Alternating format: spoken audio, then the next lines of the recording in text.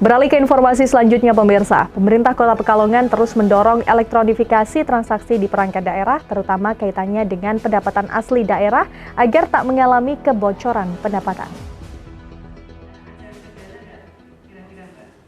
Badan Pengelolaan Keuangan dan Aset Daerah Kota Pekalongan menggelar rapat koordinasi implementasi elektronifikasi transaksi pemerintah daerah di Aula BPKAD setempat Rabu 18 September 2024. Wali Kota Pekalongan Ahmad Afzan Aslan Junaid mengungkap bahwa rapat koordinasi ETPD ini untuk mendorong OPD atau Dinas memaksimalkan sistem elektronik.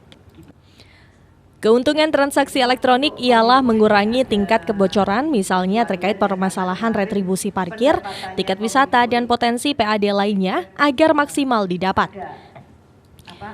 Aaf berharap sistem untuk perbankan juga siap karena transaksi pemerintah kota melalui Bank Jateng. Selanjutnya untuk pasar Podosugi yang saat ini menggalakkan penggunaan transaksi elektronik terus berjalan lancar, di mana targetnya tahun 2026-2027 70% menggunakan transaksi elektronik. Saat ini implementasinya masih 30%. Ya, ini kan kita ada rapat tentang transaksi elektronik ya. Kedepannya STPD di semua dinas. Nah, ini dengan sistem sekarang kan semuanya juga sudah menggunakan elektronik ya. Baik di dinas banyak yang sudah berjalan, tetapi di dinas juga banyak yang belum maksimal. Yang pertama adalah keuntungan dari transaksi elektronik ini tentu mengurangi tingkat kebocoran.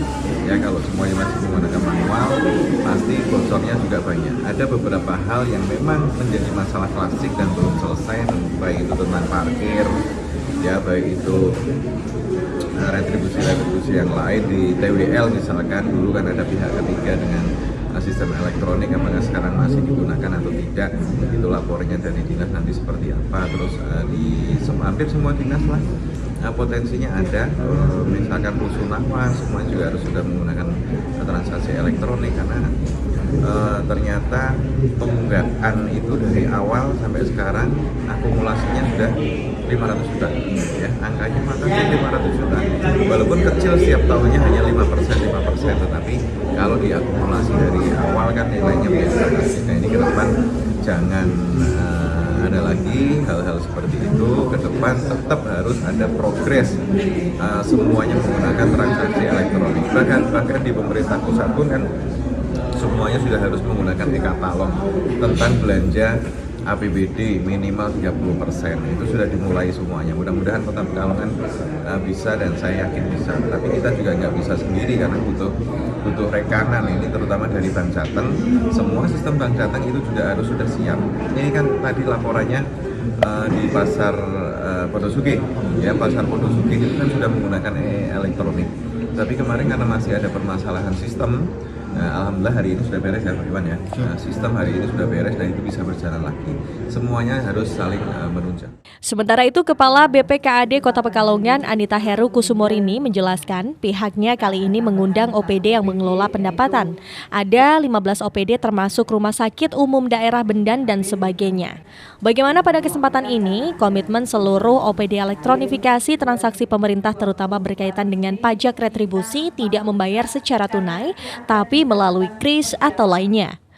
Ini kami mengundang OPD yang mengelola pendapatan di Kota Pekalongan ada 15, ini termasuk juga RSUD Bendan dan bagian perekonomian. Terus kita berharap tentunya komitmen dari seluruh OPD untuk mendukung ETPD, elektronifikasi transaksi pemerintah daerah.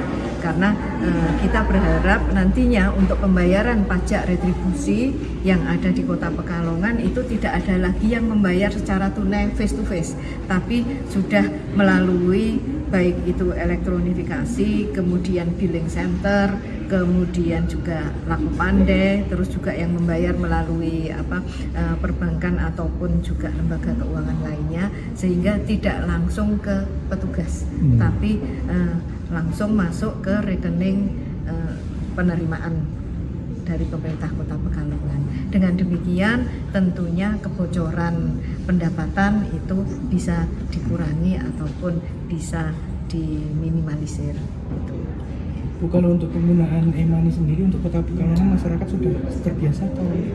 E-money kita juga memang terus mensosialisasikan ya, termasuk penggunaan QRIS untuk pembayaran. Kita ini juga merintis untuk pembayaran melalui QRIS itu melalui saat ada event-event di Kota Pekalongan yang ada transaksinya, misalkan kemarin festival kuliner itu kan juga pembayarannya sudah menggunakan QRIS.